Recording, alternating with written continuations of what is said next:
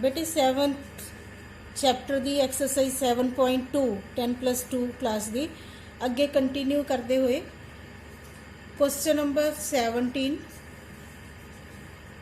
Sign cube x plus cos cube x upon sine square x cos square x find the integral of it.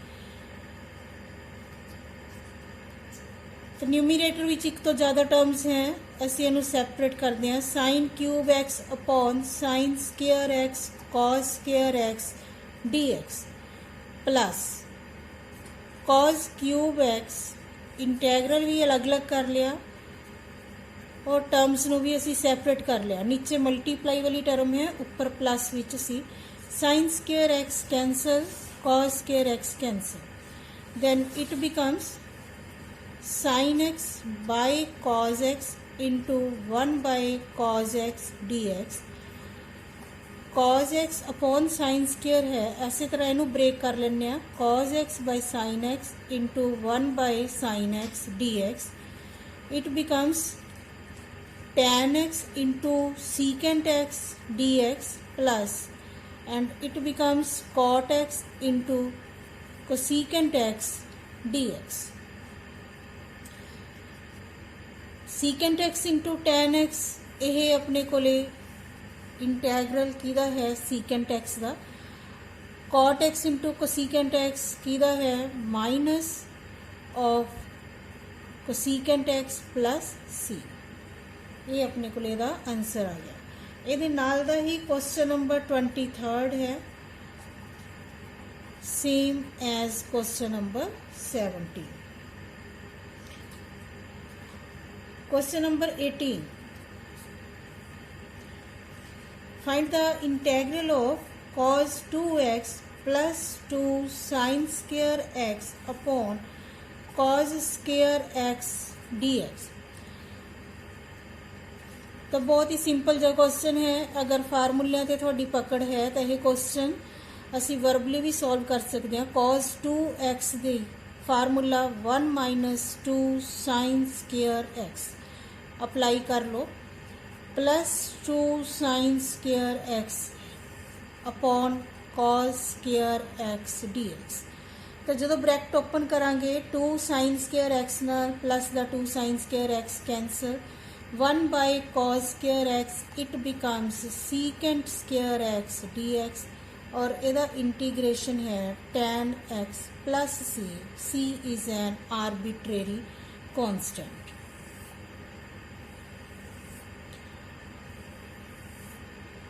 हाँ जी, next question है अपने को question number 19 find the integral of 1 by sine x cos cube x d x. बेटा जो यदा हम integral find out करना है multiply and divide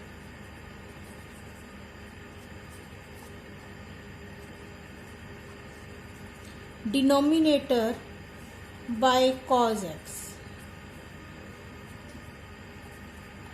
not it, multiply and divide denominator by cos x, then we get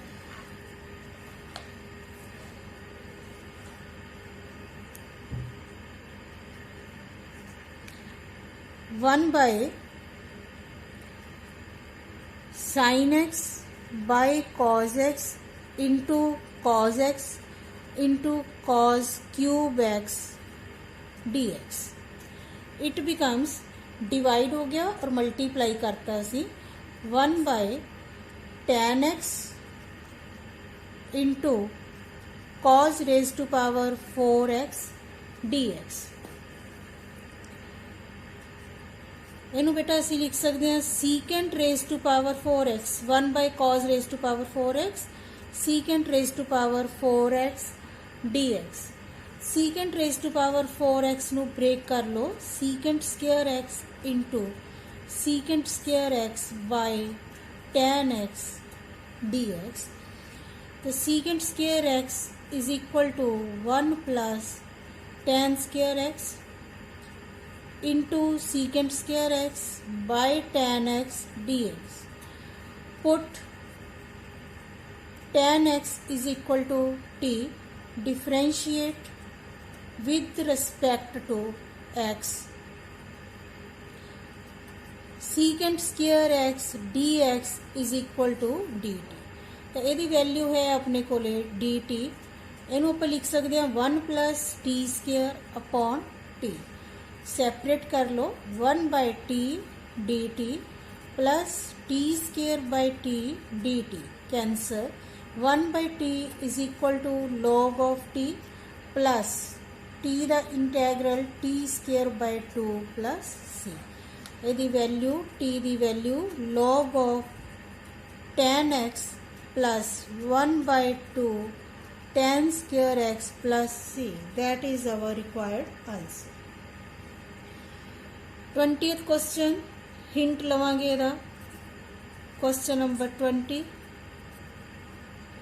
Integral of cos 2x upon cos x plus sin x whole square dx.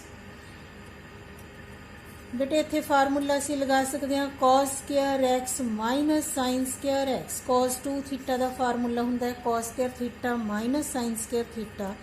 नीचे है cos x plus sin x whole square. Now use a square minus b square, a plus b, a minus b upon cos x plus sin x whole square. Square नाल first वाली bracket cancel. Now substitute cos x plus sin x, ये असी पहला सम कर चुके. Put cos x plus sin x is equal to t. इस तो बाद यही सम तुसी अपने आप कर सकते हो. इनू कंप्लीट करना है. नेक्स्ट क्वेश्चन है 21st.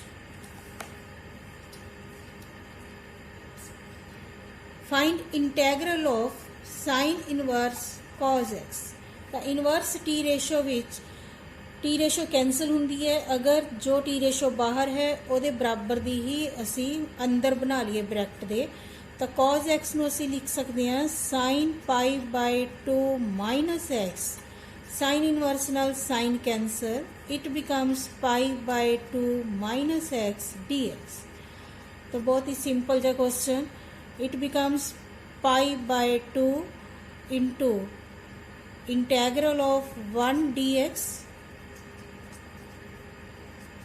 माइनस x dx का integration.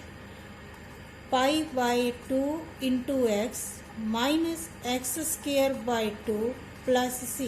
That is our required answer. Question number 22nd.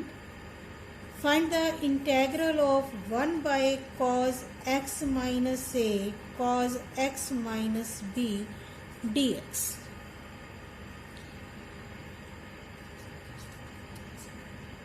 Multiply and divide by sin a minus b. sin a minus b divide वाला सी बाहर लिख लिया. sin a minus b cos x minus a cos x minus b dx. 1 by sin a minus b. बेटे इत्थे यह step note करना है कि एंगल दे विच असी x प्लस करता और x माइनस करता. बाहर नहीं करना, angle they which angle a minus b है ये विच ऐड करता तो सबट्रैक्ट करता x. नीचे जो टर्म है ओनू as it is x minus b dx.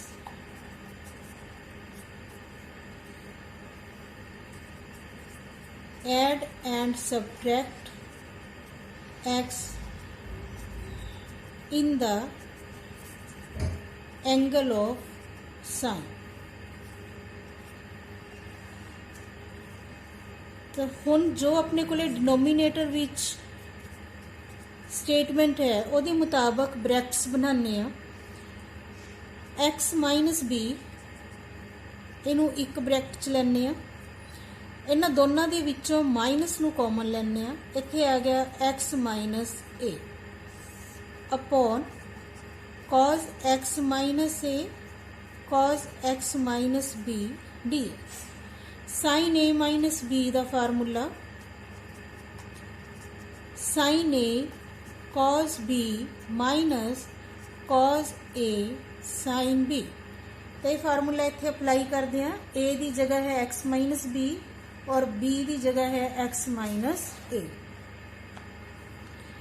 It becomes 1 by sine a minus b integral of sin x minus b cos x minus a minus cos a x minus b sin x minus a upon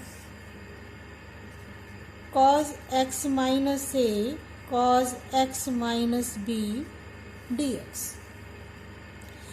terms separate कर लेने। Sine x minus B cos x minus A upon cos x minus A cos x minus B minus cos x minus B sine x minus A upon cos x minus A cos x minus B D x.